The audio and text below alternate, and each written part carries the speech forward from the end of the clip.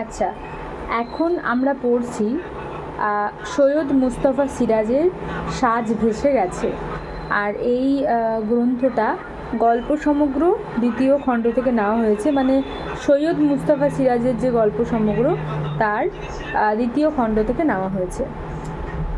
আগে স্যার, নাম মাইলোবাস, নিবাস শাকিন মাদারহাটি, পোস্ট অফিস গোকরণ, থানা কান্দি, জেলা মুর্শিদাবাদ। ভালো, কি চাই? আগে সাহায্য। সাহায্য কেন, কিসের? আগে স্যার, বেউলোর দলের কি না? ব্লকের সরকারি সমাজ শিক্ষা সংগঠক ভুরু কুচকে তাকান। সে আবার কি? সঙ্গে এসেছে মতি চৌকিদার। সবিনয় হেসে বুঝিয়ে দেয়, বেউলা নকিন্দর পালা সাজ। প্রচণ্ড বানবন্যেই সাজের বাক্স প্যাটরা সব ভেসে গিয়েছে। দেখুন না, দরখাস্তে অঞ্চল প্রধান সব লিখে দিয়েছেন। মৈলবাস, দরখাস্তটা আগে দাও স্যারকে। অফিসার বাবুটি কলকাতার মানুষ, সবে চাকরি পেয়ে এই অক্ষদ্যে জায়গায় এসেছেন। খিক করে হাসেন। তাই বলো, তা কি নাম বললে যেন? মৈলবাস স্যার। অফিসার তাকান লোকটার দিকে। বছর 42-এর মধ্যেই বয়স সম্ভবত।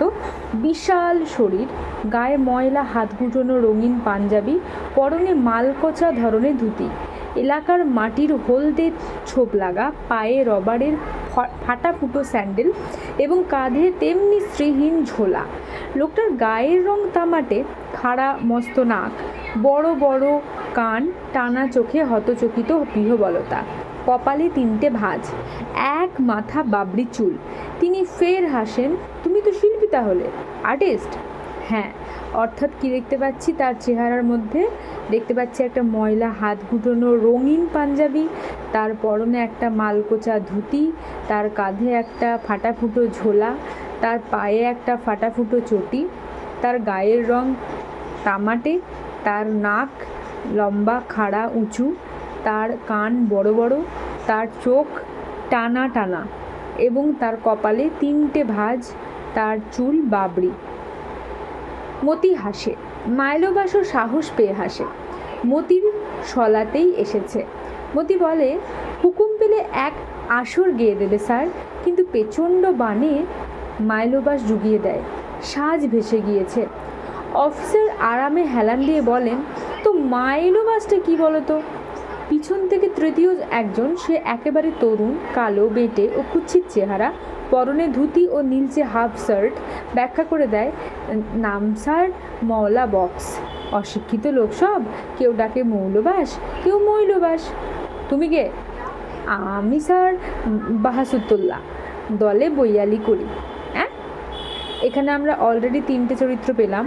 একটা হচ্ছে মওলা বক্স ওরফে মাইলোবাস, মতি, এবং তার সঙ্গে হচ্ছে বাহাসুদ্দোল্লা। হ্যাঁ, এসব আঞ্চলিক টার্ম ভদ্রলোকে জানবার কথা নয়। মতি সব ব্যাখ্যা করে। বইয়ালি বা বই আলি করা মানে প্রম্পট করা। বাহাসুদ্দোল্লা অল্প স্বল্প লেখাপড়া জানে। সে পাল্লার হাতে লেখা মস্ত খাতা প্রম্পট করে আসরে।